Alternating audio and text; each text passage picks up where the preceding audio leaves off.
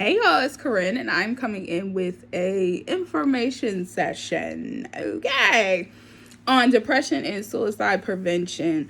I have decided to pre-record it just so that it would make this transition a little bit easier to other platforms, because I feel like though Instagram is where it will be, I wanted to share it with other places on social media, and Instagram has kind of stopped you from actually saving your lives off, their platform. So I start every information session the same. My name is Corinne. I'm a mental health professional. I have been for the last 13 years. I've worked in several different populations, and depression is something that happens to everybody. It knows no bounds. Okay, age, race, socioeconomic status, it don't matter. Everybody can fall victim to depression or have a depressed mood. So with the depressed mood and with the uptick in public deaths as a result of suicide, I wanted to kind of put two of those things together to give us some tools or resources to check back and have, or maybe if you kind of see that you've been experiencing some of these symptoms or you've had some of these thoughts, you would be able to reach out to a mental health professional to get support. So, depression is where I'm going to start, because depression usually is where the suicidal stuff comes from, or can start, or can be triggered by depression. So depression is treatable. You don't have to live like that. Okay, beloveds?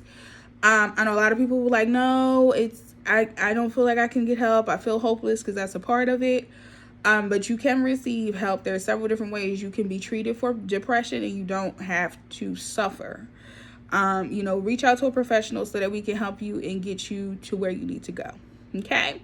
So some of the signs and symptoms of somebody who could potentially be depressed: insomnia, so that's not being able to sleep; hopelessness, again, not feeling like you have anything to look forward to; fatigue, irritability, restlessness, disinterest in activities; problems with concentration or thinking clearly; persistent sadness, where you feel sad and there's nothing that really kind of lifts your mood; excessive sleeping, so again, the opposite of insomnia is somebody who is just sleeping all the time.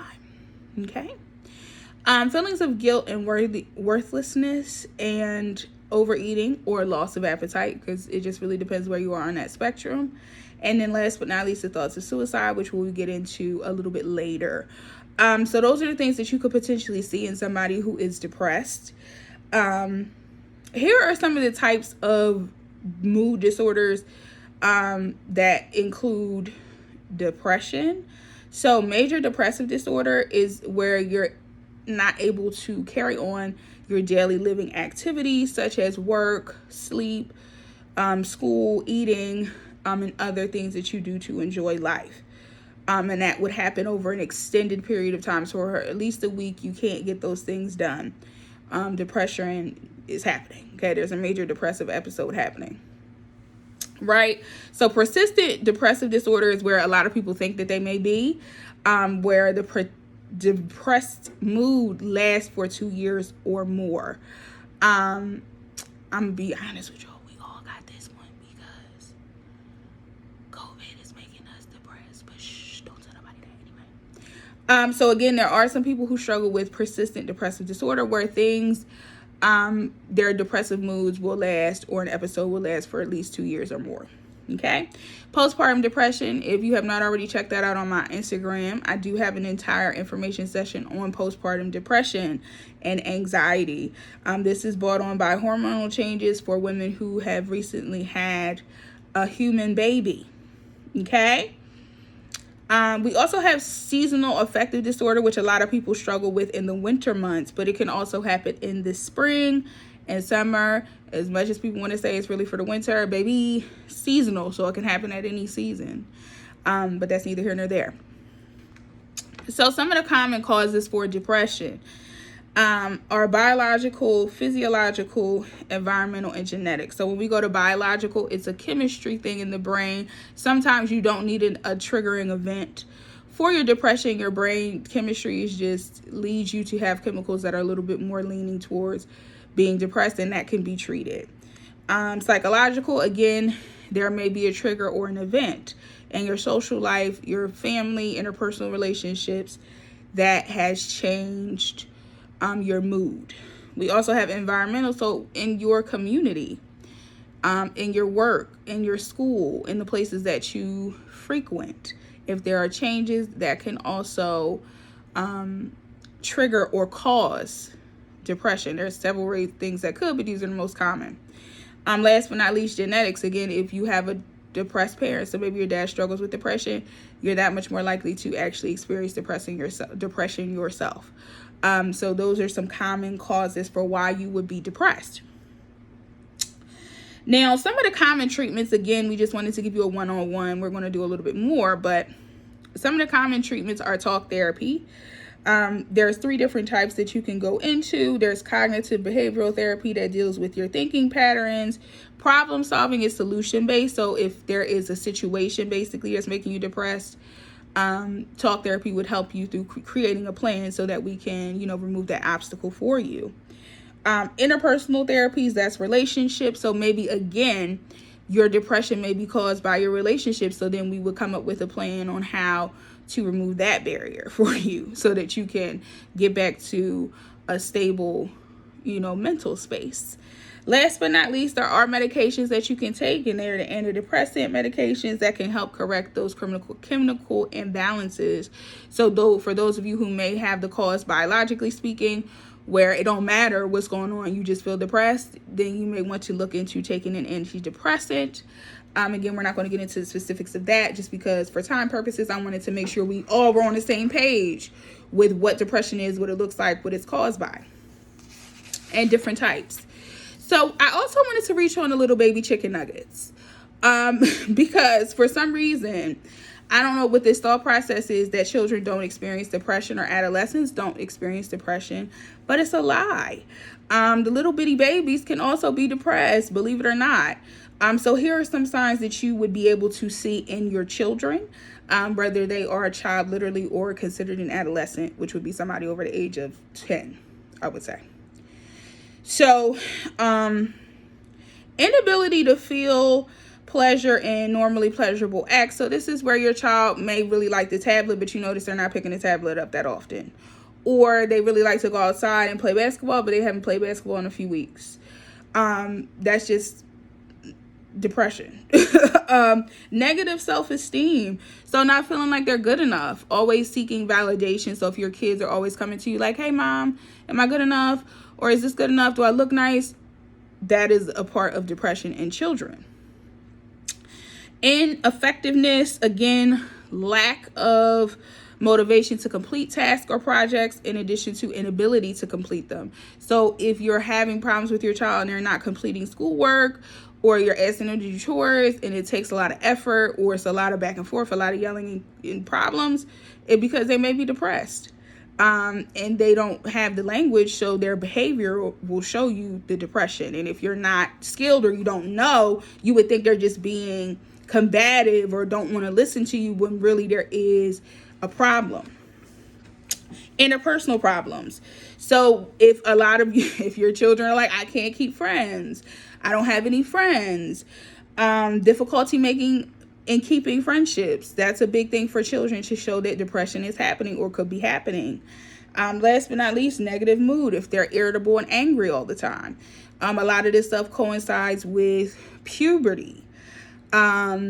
So depression can happen for anybody at any age. And just because a child is young doesn't mean that they don't have stressors, doesn't mean that they don't have sad days, or that they don't have any moods. So now that you know what to look for in your children, you can assist them so it doesn't become a persistent or chronic problem.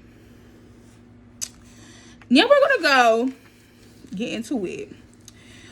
We talked about some of the things that depression looks like. This was just more information on some other symptoms that I didn't mention in the first form that I used, as a talking point. So isolation is another one that wasn't on there, I believe. No energy, no concentration. We talked about anger. I want to do a little smidge off into anger. Actually, depression for an extended period of time can turn into anger, or anger for an extended period of time can turn into depression, whichever way. Fact check me if you want to. But if you're having irritability and you're just like feeling very upset or frustrated a lot, that could come from depression.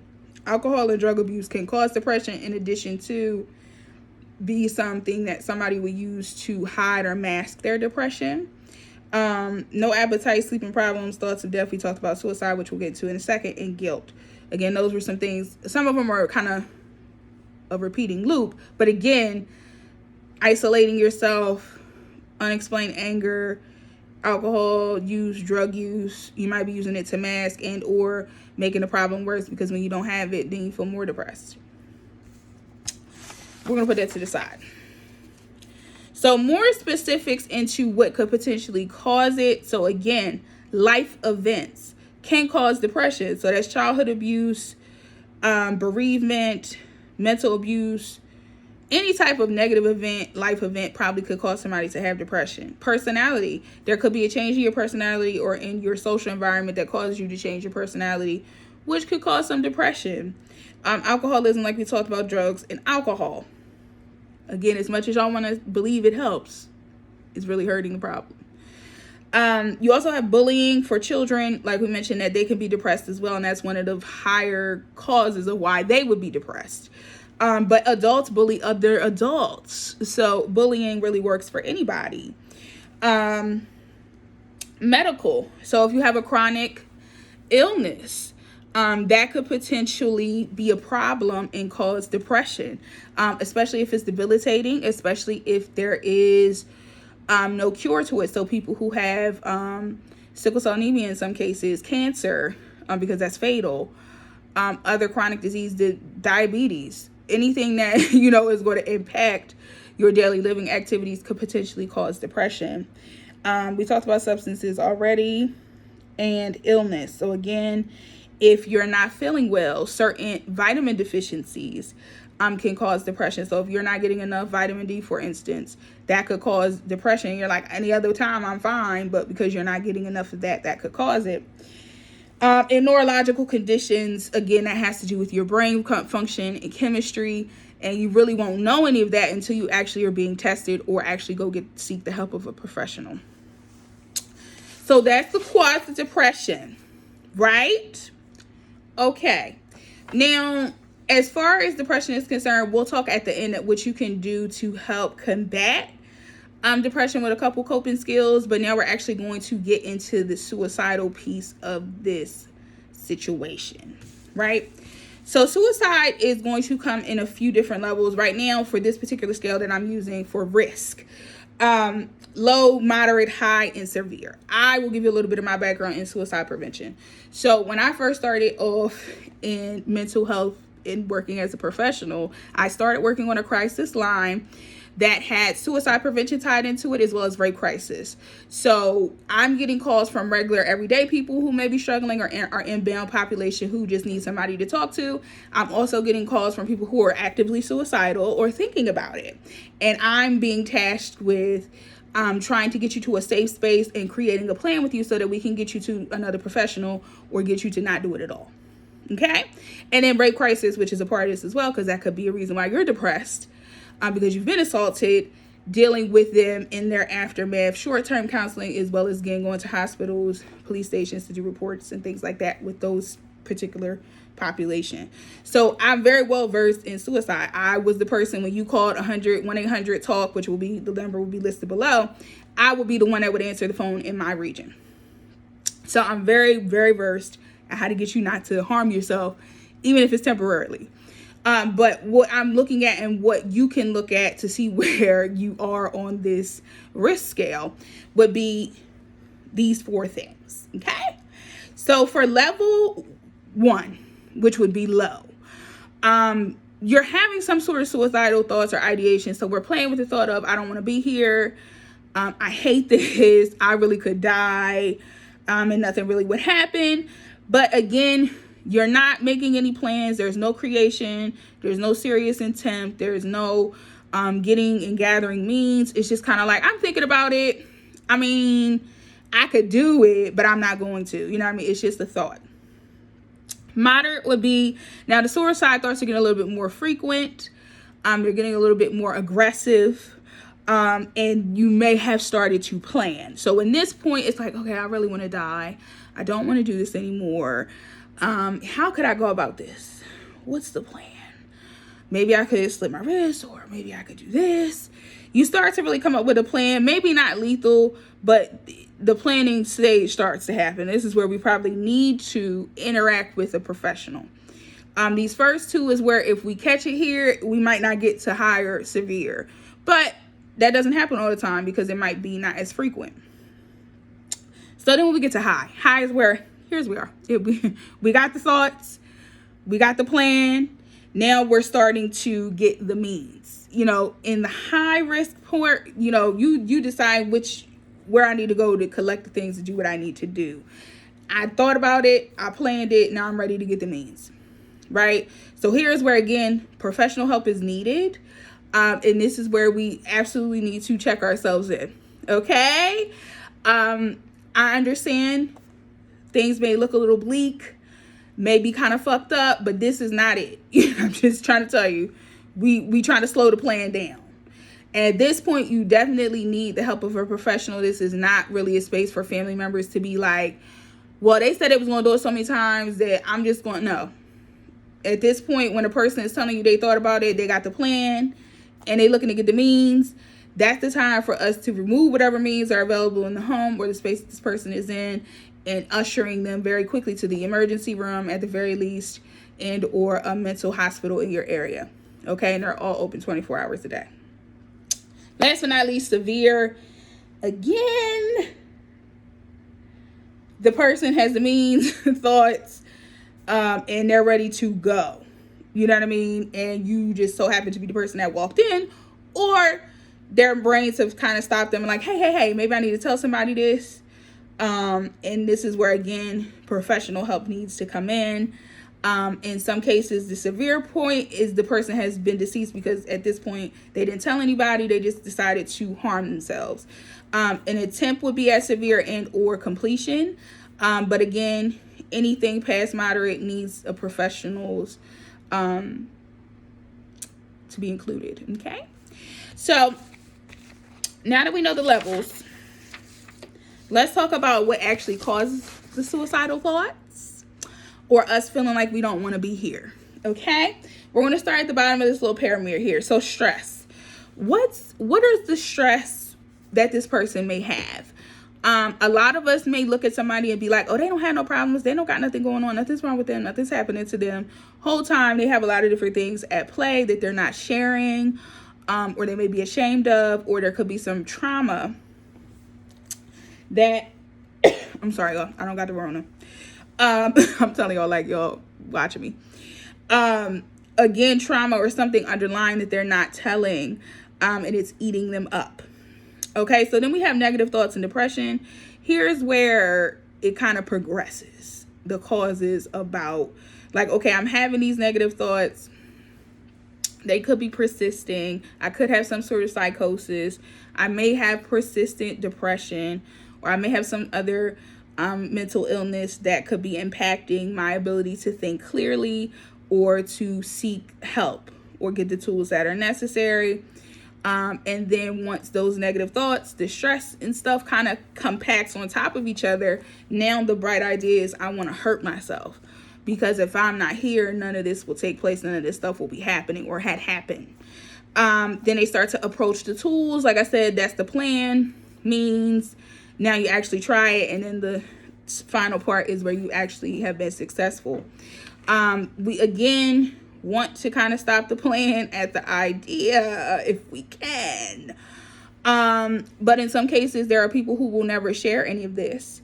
I will say that men are more likely to be successful at suicide than women.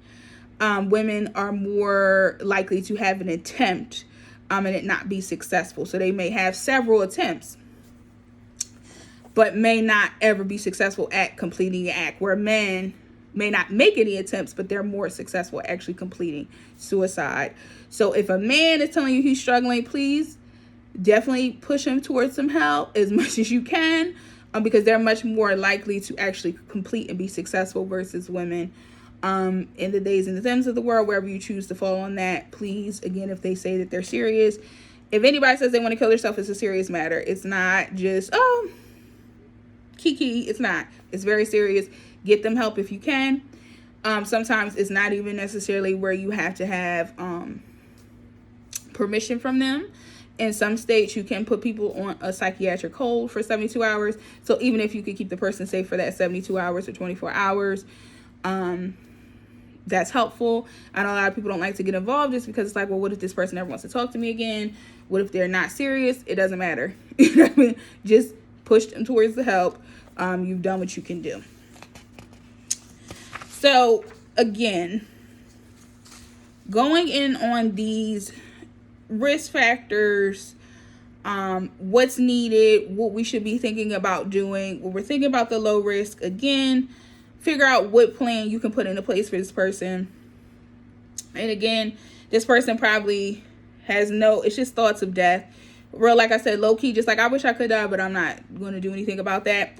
Moderate to high is like where the person actually is like either has had attempts or is very like, I have a plan, I'm ready to get it done. What's up? And then high, the person actually has tried, or they have persistent thoughts of it with the plan, or taking rehearsals, and again have already had previous attempts. So that person again is already high risk. This person also will probably need admissions to some sort of hospital or some sort of professional facility, for both moderate and high. Moderate is if the person is doing those suicidal behaviors, like giving things away, isolating themselves and stuff like that. Then you might want to err on an area of caution and just do a professional handoff. Some of the things, again, risk factors of somebody who would be at a higher risk to have suicidal thoughts, and inclusion of depression, a previous suicide attempt. So somebody has already tried to harm themselves, alcohol, drug misuse or abuse, feelings of hopelessness, belief that suicide is a viable option. Like if their life is so fucked up that the only way they see out of it is to die, they're at a higher risk. Chronic and intense stress. Stress management will be coming up, but again, somebody who's super stressed out, whether you know it or not, that could cause them to want to harm themselves. Relationship stuff. This is a big part of depression and how relationships can kind of play into it and also push a person to want to harm themselves. Physical, psychological, sexual abuse, physical or sexual assault, no real connection or no mentorship, loss of an important relationship, rejection by your peer group, loss of a family member or friend to a suicide. If the peer group is doing shit they ain't got no business doing, if your peer groups think that suicide is the bomb.com, then you're more at higher risk because you want to be in and you want to be a part. Highly stressed family situation, bullying, as well as if they have tried to get help, but nobody really did anything. Last but not least, environment. Social rejection, community violence can make somebody feel like that. Poor access to community resources, access to the means of suicide or harming yourself, and then access to the environment where other people have passed away and where healthcare is stigmatized.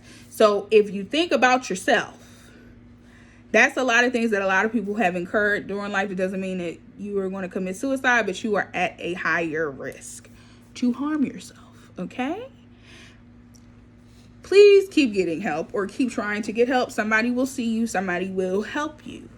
At the bottom of this video will be a number to the suicide prevention hotline, as well as a crisis line, so you can call and get the help that you need. Protective factors. So these are some factors where people who have these in place are not going to be hopefully successful at harming themselves. People who have good emotional regulation, we just did a class on that, so slide on over to my IG to get the details on that. Somebody who's really has a easygoing type of personality, good at problem solving, has positive activities happening in their life, and is successful at their work or school endeavors. In relationships, they have access to mentors. So again, mentorship or having somebody that you can go to who is successful and supportive. Family support, peer engagement, caring friends, supportive relationships with mental health providers.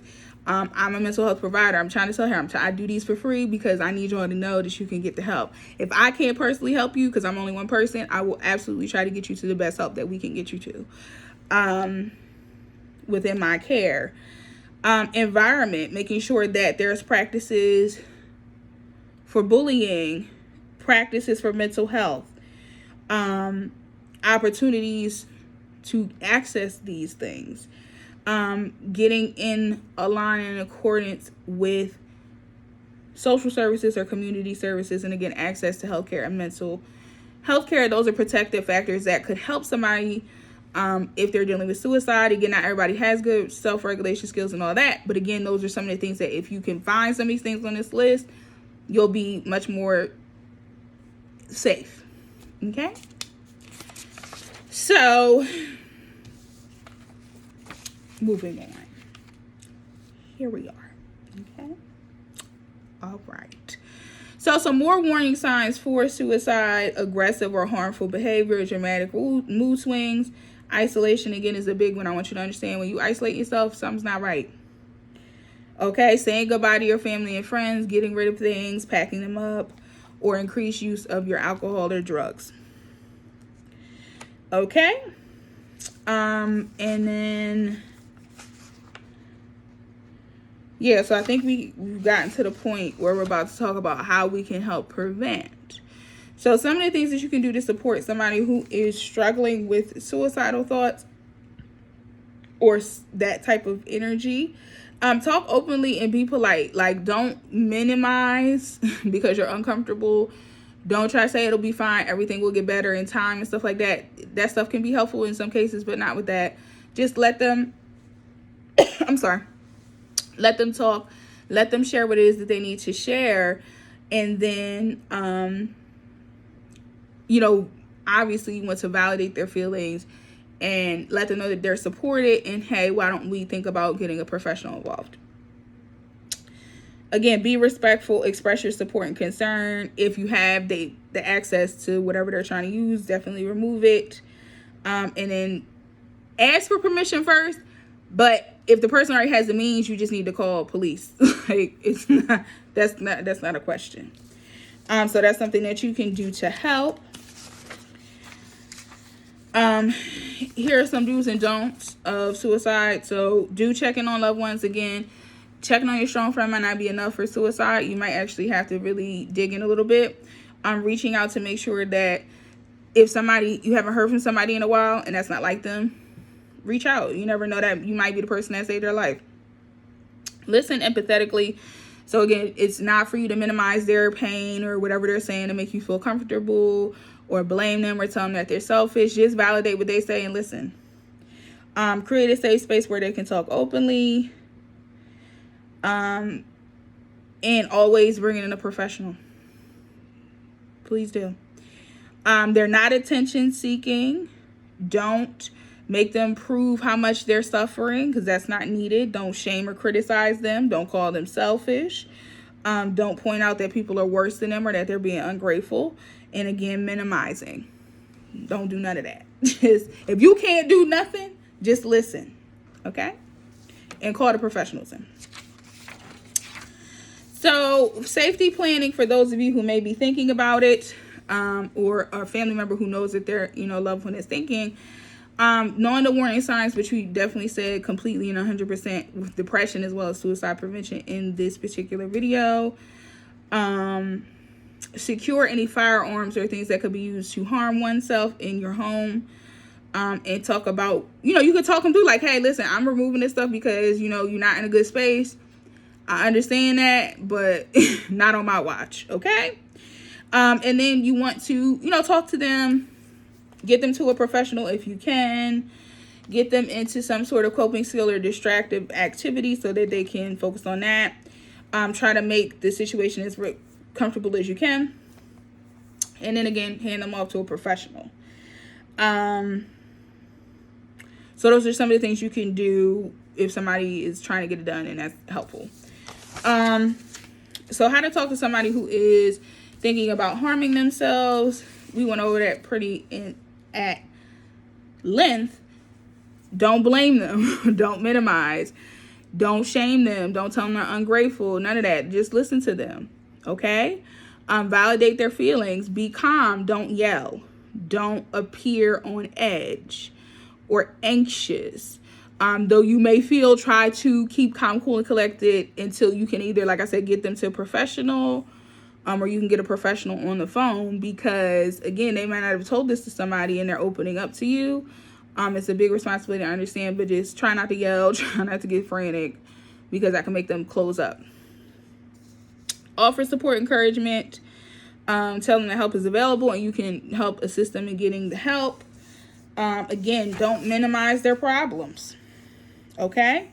If the person does have the means, or the person has plans to the point where they're doing a rehearsal and you catch them in a rehearsal, a suicide rehearsal is where the person may go through the steps of actually doing it, but they're just trying it out before they actually do it. And you walk in on them. You know what I mean? You're like, oh, wait, hold on. Let's take a step back. Let's remove all this out and let's talk. You know what I mean? Or let's, wait till the professionals arrive. You want to remove all that stuff if you can. And again, there's no need to judge, threaten, argue, yell, nothing. Just like, I love you, I support you. And, let's get you the help that we can, get you. So, back to depression and the things that you can do to manage depression, or get help for depression. Definitely seeing a doctor. Vitamin deficiencies, like I said, there are certain things that if those things aren't met, they mess with our chemistry. So we do need to maybe take a multivitamin, making sure we're getting 8 hours of sleep. Maybe some mindfulness. Music can be helpful. Creating a schedule to follow and regulate ourselves with. Communication. If we're not feeling well, we need to ask somebody. We need to say something. And that goes for depression or suicide. Taking a bath, doing something creative, all can help in managing your depression. So with that being said, I hope that this helps. If you are struggling with suicidal thoughts or depression, you're not the only one. I am here for you, beloved. This is a very trying time in society. We are in an epidemic. We are in a panoramic. And it is making us all sad. You know what I mean? And I just want you to know that you're not the only one. Definitely reach out for help. We're here to help you. If you would like to speak with me privately, you can definitely send me a message on any of the social media networks that this is posted on. And I can definitely either assist you or get you to where you need to go. I promise. But I appreciate you for watching. If you have any questions, definitely drop them in the comments. If you have a personal concern or whatever situation is, definitely DM me privately. The number for the suicide prevention line will be below, as well as some other little resources that could potentially be helpful or save somebody's life. Or if you really feel like none of that's gonna work, call 911. Okay, so I will see you guys on the next one, and I hope you guys have a good day. Bye.